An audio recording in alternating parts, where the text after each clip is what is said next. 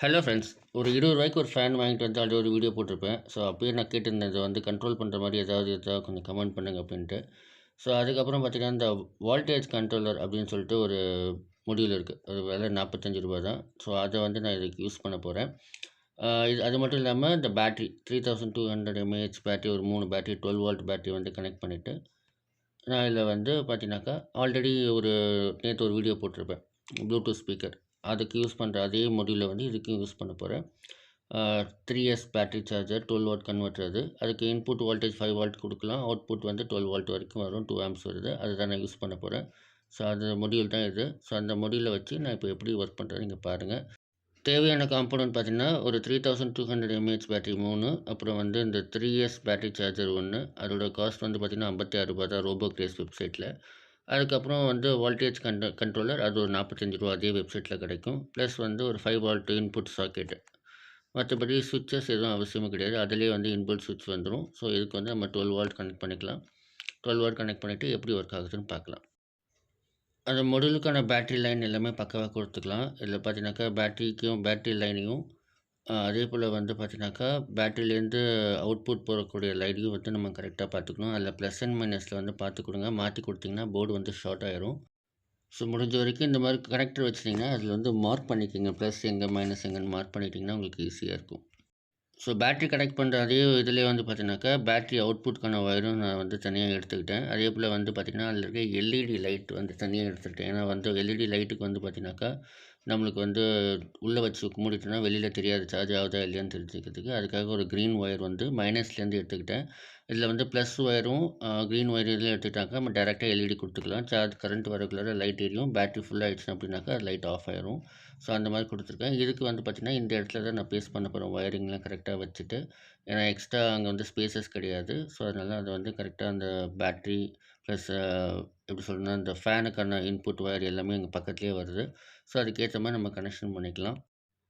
அதேபோல நான் வந்து பார்த்தீங்கன்னாக்கா, நம்ம 5 வோல்ட் இன்புட் குடுக்குறோம் பார்த்தீங்களா, அதுக்கான ஒயரும் வந்து நம்ம அதில சால்வ் பண்ணிக்கலாம். ஸோ நம்ம எல்லாமே ஃபிக்ஸ் பண்ணிட்டு கரெக்ட்டா வந்து வச்சுட்டோம் அப்படின்னாக்கா, அதுக்கப்புறம் திருப்பி எடுத்து எடுத்து பண்ண வேண்டிய அவசியம் இருக்காது. ஒ அந்த ஒயர நம்ம என்ன பண்ண போறோம் பார்த்தீங்கன்னாக்கா, இந்த 5 வோல்ட் அந்த எல்லோ கலர்ல இருக்கு பார்த்தீங்களா, 5 வோல்ட் இன்புட் சாக்கெட். அந்த சாக்கெட்ல நம்ம குடுக்க போறோம். அது V8 டைப் தான். நார்மல் மொபைல் சார்ஜர் குடுக்குற டைப் தான் நான் போட்டிருக்கேன். ஸோ அந்த டைப் நம்ம யூஸ் பண்ணிக்கலாம்.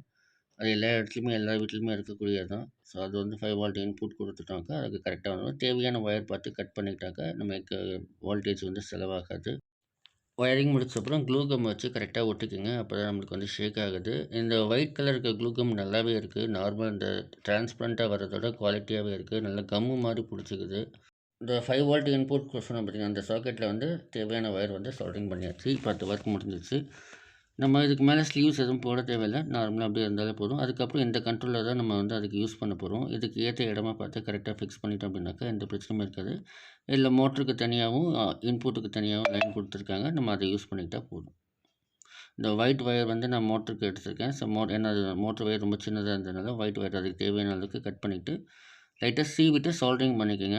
ஏன்னா ஒயர் வந்து அதில டைட் தான் பண்ண போறோம். ஸ்க்ரூ போட போறோம். பட் இருந்தாலும் சீவிக்கிட்டு சால்டரிங் பண்ணிக்கிட்டீங்கனாக்கா, உங்களுக்கு வந்து என்ன ஆகும்னா, அந்த ஒயர் வந்து பிரிஞ்சு வராது.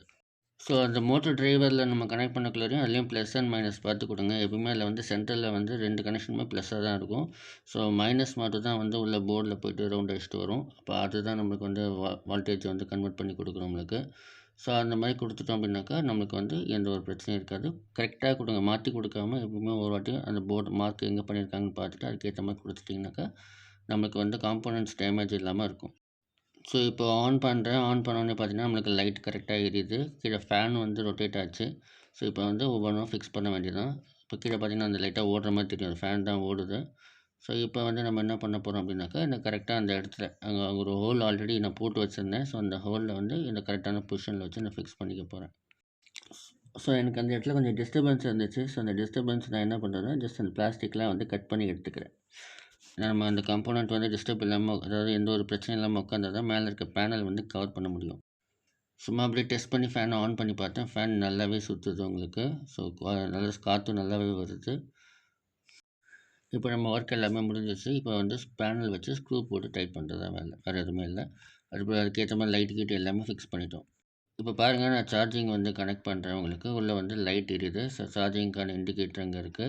அதேபோல் ஃபேன் வந்து ஃபேன் ஆன் பண்ணி விட்றோம். ஃபேன் ஆன் பண்ணக்குள்ளே பார்த்தீங்கன்னாக்கா அந்த லைட் இண்டிகேட்டரும் தெரியுது. நம்ம அந்த காற்றும் நல்லா வேகமாக சுற்றுது ஃபேன். நார்மல் ஸ்பீடு ஒரு 3.5 வால்ட் கனெக்ட் பண்ணாமல் நல்லா ஃபாஸ்ட்டாகவும் இருக்குது. ஓகே ஃப்ரெண்ட்ஸ், உங்களுக்கு இந்த வீடியோ பிடிச்சிருந்தா மறக்காமல் சப்ஸ்கிரைப் பண்ணுங்கள், உங்கள் ஃப்ரெண்ட்ஸுக்கு ஷேர் பண்ணுங்கள். Have a nice day.